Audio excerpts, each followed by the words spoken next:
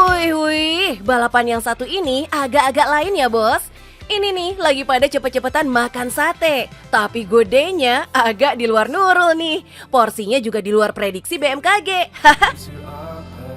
Ini nih bukan sate sembarang sate. Ini tuh namanya reshmi kebab, sate khas Pakistan yang tusukannya aja segede pedang bos. Bumbu marinasinya aja udah sedep banget. Begitu dibakar, alamak, mulut langsung berair bos. Dijamin rasanya orisinil bos. Gimana enggak, lawang yang masak aja mas-mas asli Pakistan sana. Terus bumbu dan bahan penegas rasa lainnya juga didatangkan langsung dari sana. Alhasil, baru beberapa bulan buka aja, resto ini langsung FYP di medsos bos. Yuklah kita samperin ownernya. Kali-kali aja lagi nyari mantu kan? Halo, welcome to Mafokan Restaurant. Jadi di sini kita punya rumah makan yang makanannya enak sekali. Mau tahu cara gimana kita menghandle restoran ini? Stay tune on Cuan Bos.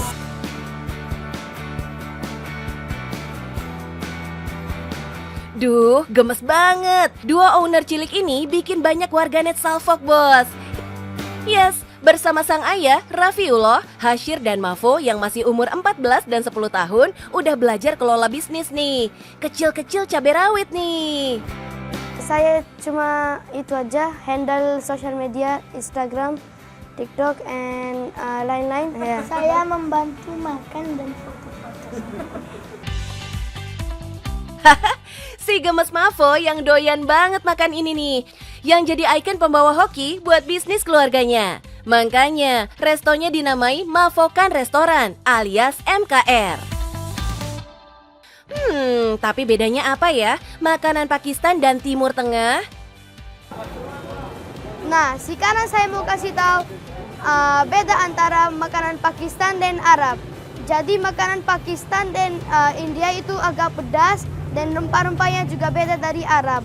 Kalau Arab pakai makanannya agak rebus-rebus. Dan saya mau kasih tahu di restoran kita itu daging kambingnya itu empuk sekali yang enak. Ini loh adik saya itu gendut gara-gara sama daging kambing ini. Dan kalian bisa datang ke MKR Restoran. Masakan Pakistan bumbunya lebih ringan dibanding Arabian. Terus di sini juga ada nasi Uzbek, khas Uzbekistan yang rasanya dominan manis gurih. Kedengarannya emang aneh, nasi kok manis? Tapi begitu masuk mulut langsung nyaman bos. Kayak aku dan kamu. Berasnya pakai beras basmati dengan bumbu otentik kaya rempah. Salah satunya kapulaga hijau yang bikin aroma kambingnya jadi enak banget. Nah, rasa manisnya datang dari kismis, si anggur kering. Nggak cuma rasanya yang kaya, tapi cara masaknya juga atraktif bos. Lihat tuh, segala wajan panci digetokin, si ayam dan kambing sampai dilempar segala. Untung aja jatuhnya pas tuh di atas piring nasi. Makanya mas-mas ganteng ini kerap diundang buat masak live di berbagai acara, mulai dari pernikahan hingga halal bihalal. Kalau pengen icip di restonya, jangan sedih bos, harganya mah merakyat banget, mulai dari 22 ribuan aja. Nah, papanya anak-anak nih, Pak Rafiullah, juga open banget kalau konsumen ada masukan buat masakan mereka. Kedatangan para tamu disambut hangat, bahkan sampai dibagiin topi khas Pakistan segala. Pantas aja para customer jadi jatuh cinta. Ya, enak kambingnya. Kambingnya tuh nggak ada baunya sama sekali dan lembut teksturnya. Bisa diterima sama lidah Indonesia, kayak cocok aja gitu. Kerasa rempahnya. Kalau ayam kayak jadi rasanya nggak ada minyaknya gitu loh. Wih, lidah warga Sunan Ampel, Surabaya udah approve bos. Biar makin ikrip, Pak Raffi juga rajin menyapa pengunjung yang lagi makan di restonya. Tapi maaf ya Pak Raffi, ternyata yang banyak dicari bukan bapaknya, melainkan duo bos cilik gemes tadi. When people come to here, so he asking that where is boss of MKR, young boss, small boss, yeah. So people is too much like my children. Ini nih nih, bukti anak tuh bawa rejeki. Hihi, tuh lihat, fans berat Mavo pada datang. Terus nih nyariin bos kecil. Sedangkan sang kakak, Hashir, lebih berperan di belakang layar, bantu sang ayah kelola resto. Terutama urusan komunikasi dan promosi, bos. Maklum, Pak Raffi yang aslinya adalah pengusaha suku cadang kendaraan, agak susah berbahasa Indonesia. Jadi papa saya bilang telepon ke aku, Hashir saya minta bantu tolong translate. Jadi saya translate sama papa. Sekarang udah jadi, alhamdulillah udah jago translator. Tidak susah, malah saya cari hiburan di restoran aja. Kalau di rumah saya bosan. Wih, Hashir kayaknya bakat banget nih ngurus bisnis. Bakal jadi putra mahkota nih kayaknya. Hihi, apalagi berkat promo yang Hashir bikin, penjualan naik terus, bos. Dalam sebulan, adalah 2.000-an orang datang makan di sini.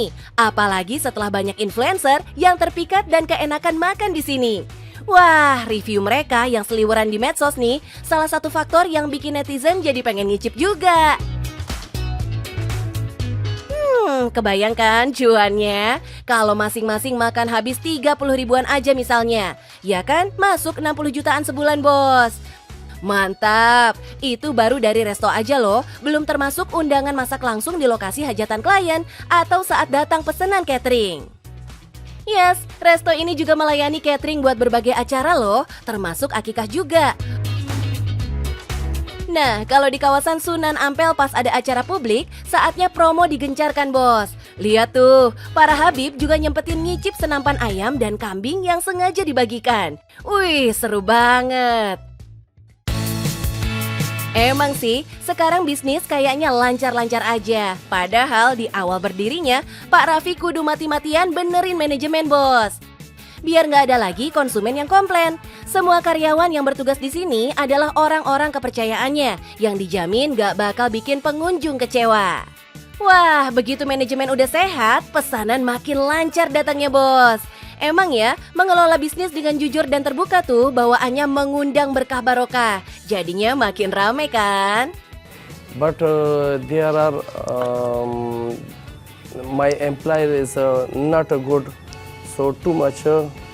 He's confused me, and by the way, I am too much lost with this position. But very tough time for me. But alhamdulillah, no, I am inshallah growing day by day. Ini juga jadi bukti, bos. Dimanapun kita mencari rezeki, bakal kebuka deh pintu cuannya. Asalkan kita beneran berusaha. Kalau pengen hoki, ya kerja keras, kerja cerdas dari hati. Biar bisnis lancar, kayak restonya duo bos kecil kita hari ini, bos. Lazis. Kita siap untuk meneruskan bisnis ayah saya. Biar rasanya tetap orangnya bisa kenang dan tetap mazedar. Yang penting, cuan, bos!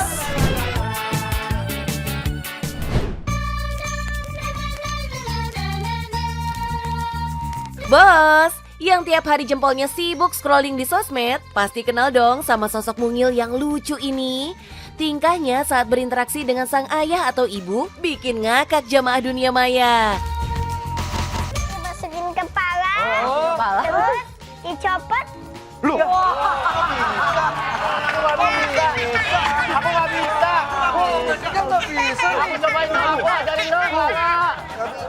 Kegemasan si kecil Syabira Alula Adnan atau yang ngetop di Sapa Lala ini sampai bisa bikin pasukan lapor Pak gak berhenti-berhenti ketawa loh, bos. Gimana enggak? Lala asyik aja gitu ngeblend bareng Komandan Andre, Om Andika, Om Surya, Tante Hesti, dan Tante Ayu. Cute kan? Gak cuma karena kelucuannya, tapi karena kefasihan tata bahasa Indonesianya yang perfecto banget, bos. Makanya, hampir semua konten yang ia bikin langsung cus dapat jutaan view dan likes. Buntutnya, sederet brand pun antri panjang demi bisa dapat endorsan Lala. Keren gak tuh? Cus yuk, kita kenalan sama Lala lebih dekat lagi. Nah, halo pemirsa bos. Nih, sekarang Lala lagi ada di rumah nih. Tuh, gimana Lala hari ini mau ngapain? Hari ini Lala kegiatannya ada banyak. Ada banyak ya. Wah, hati-hati dia mencret. Oh, dia mencet. Tidak, dia tidak mencet. Oh, kita taruh dulu ya. Cuci kita taruh nih. Nah, pemirsa bos, Ayah mau kasih tahu nih. Sekarang Lala hari ini tuh mau bikin video. Mau tahu tidak keseruan Lala bikin video seperti apa? Nila ya. Ikutin terus keseruan Lala ya. Bye bye. Muah.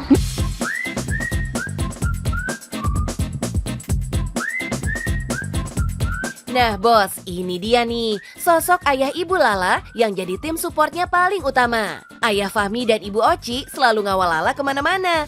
Dari merekalah, Lala belajar berbicara bahasa Indonesia yang baik dan benar sejak usia 8 bulan. Sampai bikin jutaan orang kagum.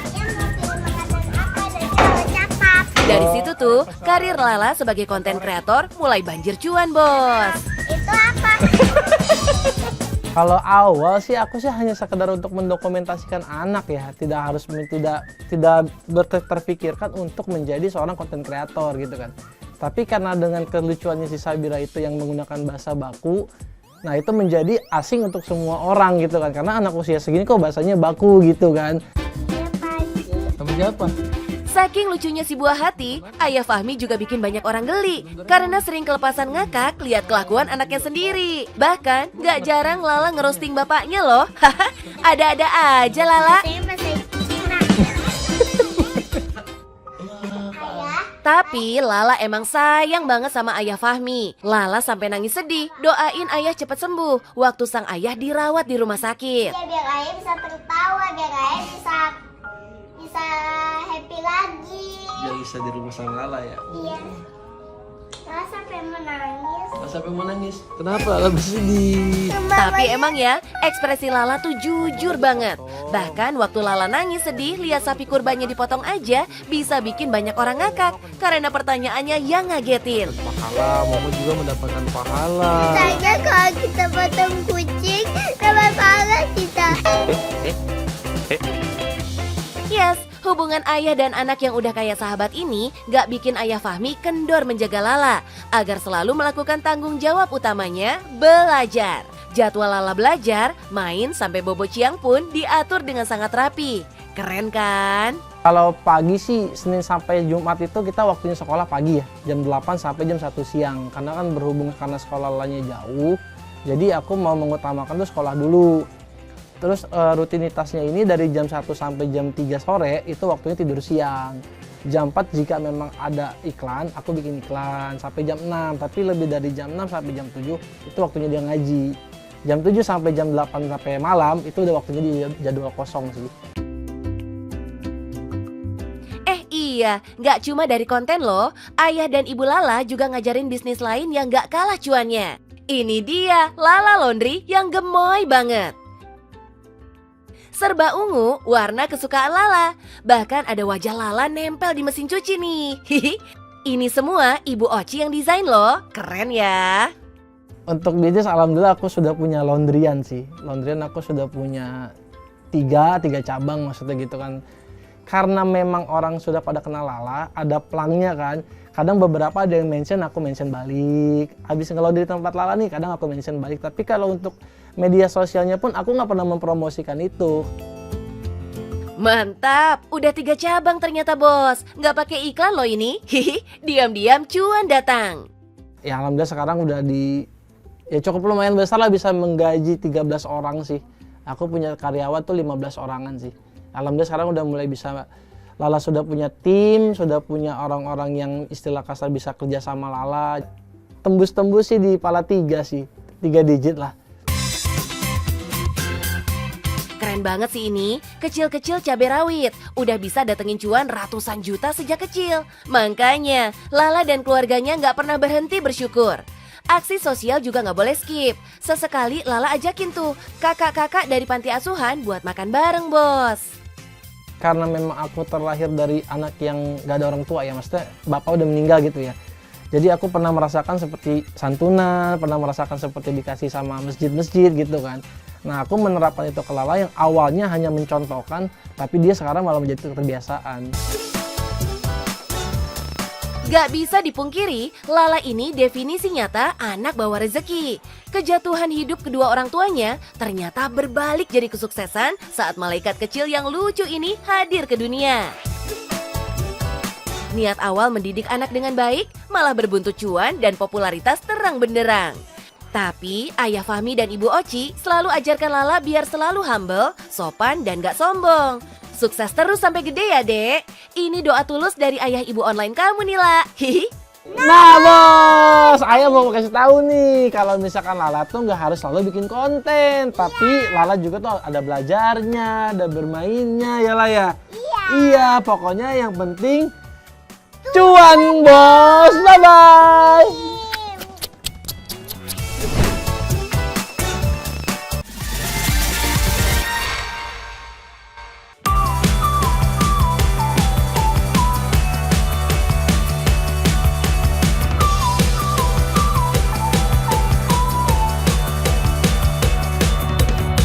Aduh, cute banget sih. Tuh, lihat bos, para penarik beca cilik.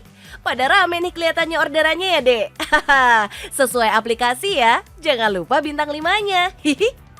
Wah, seru juga tempat ini, bos. Permainannya banyak banget dan semuanya ramah anak. Pas banget nih, ajakin bocil ke sini, bos, biar pada puas main di ruang terbuka. Tempat ini masih grass banget, bos. Baru buka akhir Desember kemarin. Tapi pengunjungnya udah membludak sampai 5.000 orang saat weekend. Wow! Hai, selamat datang di Cibubur Garden Eat and Play. Mau tahu keseruannya? Tetap di Cuan, Bos.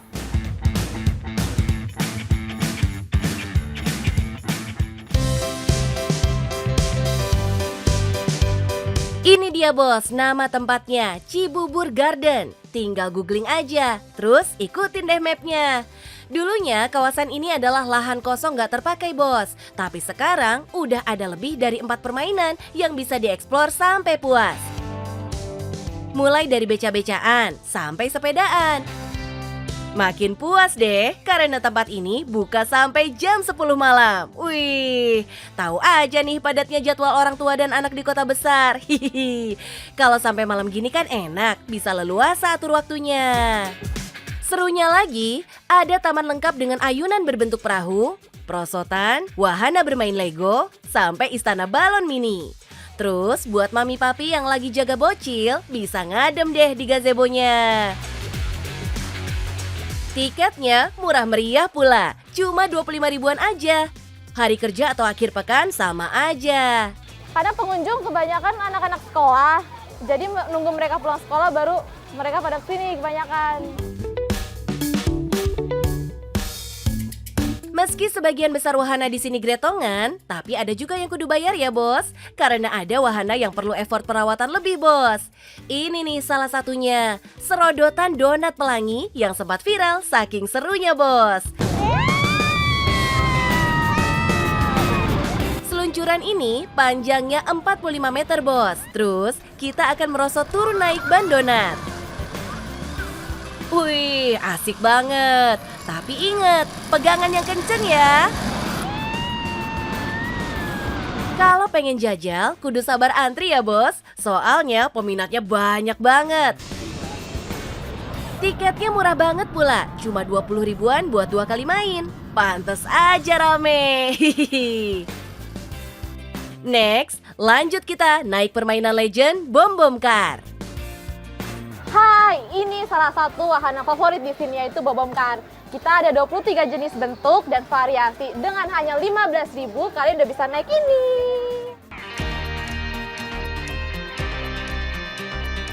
Kalau mau naik Bom Bom Car, pakai koin ya bos. Pengunjung tinggal pilih mau naik mobil yang mana. Makin seru kalau mainnya malam hari bos, karena lampu kelap-kelipnya akan menyala semua. Tapi ingat ya, jaga kemudi baik-baik. Kalau enggak, bisa gawat loh. Tuh kan, pohon pun sampai dilibaskan. Tapi tenang bos, keamanan tetap terjaga. Karena kalau mobil nabrak, mesin otomatis akan berhenti. Jadi don't worry. Nah, yang ini juga nggak kalah serunya nih. Bergulingan di atas kolam, naik balon air. Tiketnya murah pula, cuma 10 ribuan bos. Ntar jangan lupa untuk ikuti arahan pemandu ya bos. Karena ada aturan berat badan maksimal dalam satu balon. Biar mainnya tetap aman ya bos. Wih, seru ya. Kita bisa guling-gulingan di atas air.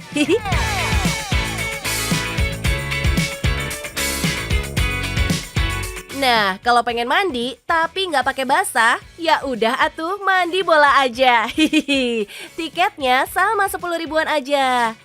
Nah, kalau yang ini nih, Istana Balon Bos. Tiketnya cuma 15 ribuan. Di sini tuh balonnya gede-gede. Beda sama balon di Istana Balon yang free ya. Hihi.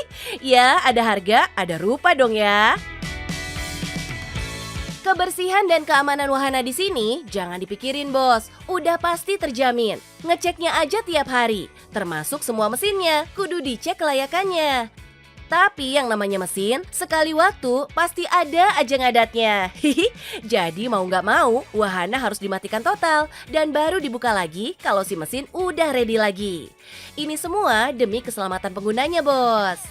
Terus, next Cibubur Garden mau bikin apa lagi mbak? Biar acara liburan makin seru nih.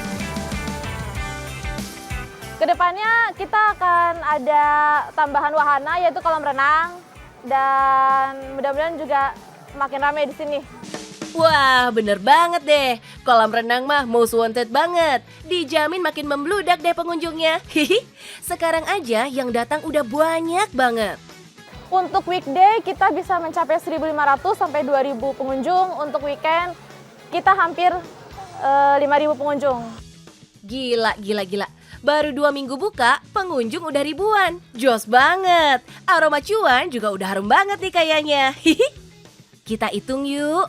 Taruhlah ada 6.000 orang yang datang dalam seminggu. Dikalikan harga tiket masuk 25 ribuan, udah 300 jutaan bos. Ini baru 2 minggu ya. Ini juga masih belum ngitung tiket wahana berbayar loh. Wah, seger bener cuannya nih. Ini bukti kuat bos. Kalau memanfaatkan momen tuh kuncian banget dalam sukses berbisnis. Memutuskan buat buka tempat wisata di saat liburan sekolah dan akhir tahun terbukti. Hasilnya manis kan? Pengunjung membludak, cuan membanjir. Ahai! Gimana bos? Udah lihat keseruannya? Jangan lupa datang ke Cibubur Garden Eat and Play, yang penting cuan bos. Wih, lihat kue baru matang begini, gemas rasanya pengen icip ya bos.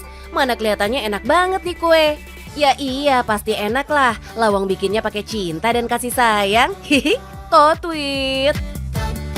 Tapi beneran pakai cinta nih bos. Kenapa? Karena kue-kue ini adalah hasil karya para anggota sebuah yayasan pendidikan dan kemanusiaan di kawasan Jalan Pulau Mas Barat, Jakarta Pusat. Di tempat inilah puluhan anak bertalenta dari keluarga sederhana di berbagai daerah di Indonesia tinggal bersama. Mereka belajar membangun karakter dan berlatih wirausaha.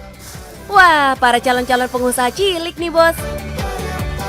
Yes, udah terbukti dari hasil mengolah bakat menyanyi dan menari, juga belajar usaha bikin kue dan catering, yayasan ini bisa hidup mandiri bos. Salut! Halo bos, cuan tidak melulu mengenai uang, tetapi bagaimana kita membangun relasi yang baik dengan sesama. Mau tahu bagaimana cara saya mendidik anak-anak di Yayasan Prima Unggul? Ikutin terus di Cuan Bos!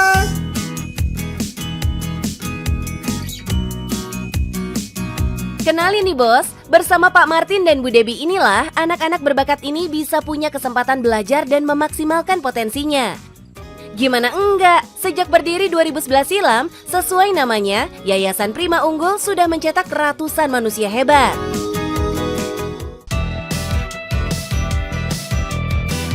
Anak-anak belajar hidup mandiri dengan cara barengan mengelola usaha catering.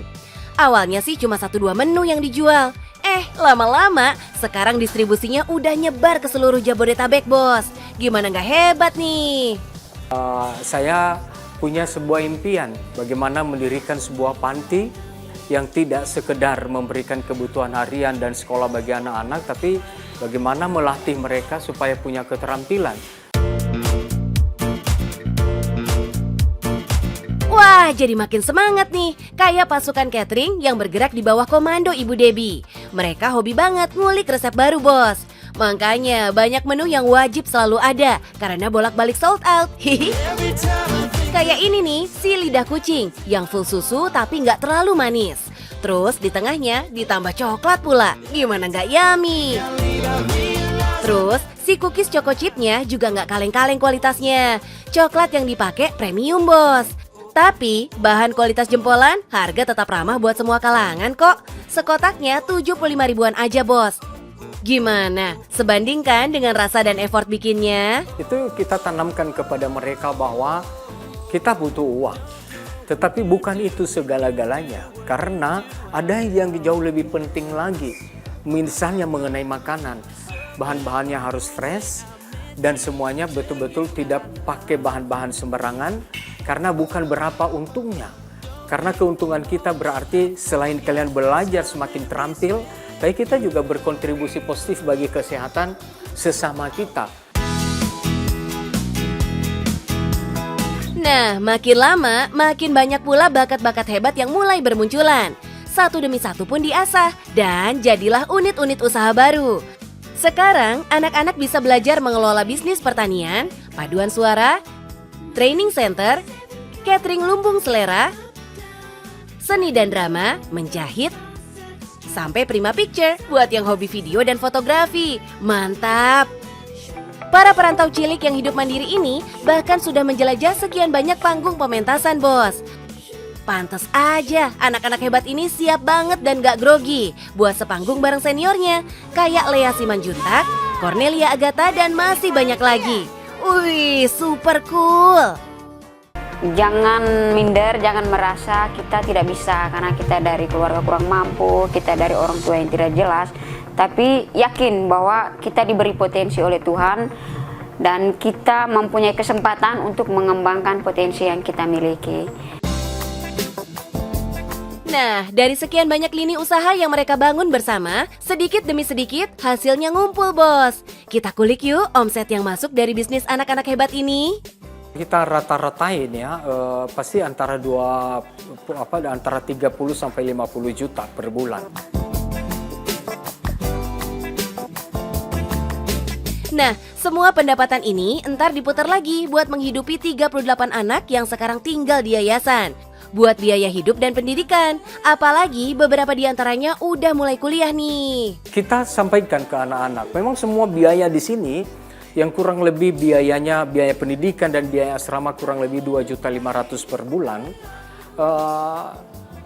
bukan gratis. Kami istilahkan adalah ini dana talangan terhadap kalian. Di sini susah senang emang selalu dirasakan dan ditanggung bersama. Yes, termasuk saat tragedi terjadi, bos. Itu tantangan terberat kami memang. Apa yang kami rintis selama 5 tahun itu dalam seketika semuanya terbakar tanpa ada sisa sedikit pun. Tetapi ketika anak-anak nangis, mereka berharap kami harus bagaimana. Maka pada saat itu saya katakan saya tidak boleh lemah karena di belakang saya cukup banyak anak-anak. Semangat Pak Martin ini pun menular ke seluruh penghuni panti yang akhirnya pelan-pelan bangkit lagi, bos. Ini nih, tempaan mental yang bikin karakter jadi sekuat baja. Belajar mandiri, berdiri di kaki sendiri, dan pantang mengandalkan belas kasihan semata. Hebat! Kami memiliki 5 semangat hidup. Yang pertama, melakukan sesuatu dengan tulus. Yang kedua, dengan tujuan yang jelas. Yang ketiga, dengan cara yang cerdas. Yang keempat, dengan tindakan nyata. Dan yang kelima, dengan totalitas. Yang terakhir, cuan.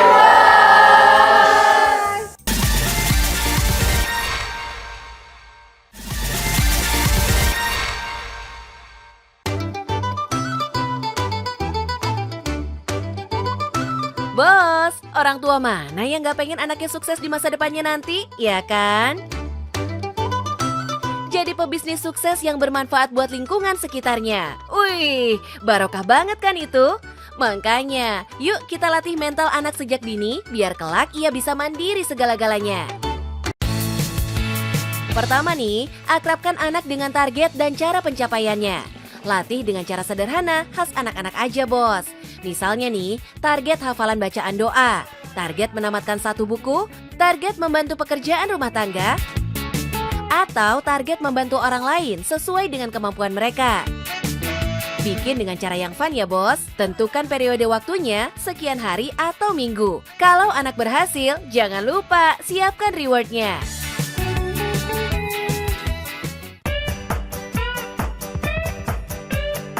Terus, latih buah hati Anda untuk menyelesaikan masalah mereka sendiri. Misalnya, membetulkan mainan rusak, menabung demi bisa membeli barang impian mereka, menyelesaikan konflik dengan teman, dan lainnya. Biarkan mereka menghadapi masalah itu dan memaksimalkan kemampuannya buat cari jalan keluar. Cara ini bisa mengasah kreativitas anak dan jelas bikin mereka lebih mandiri saat menghadapi masalah.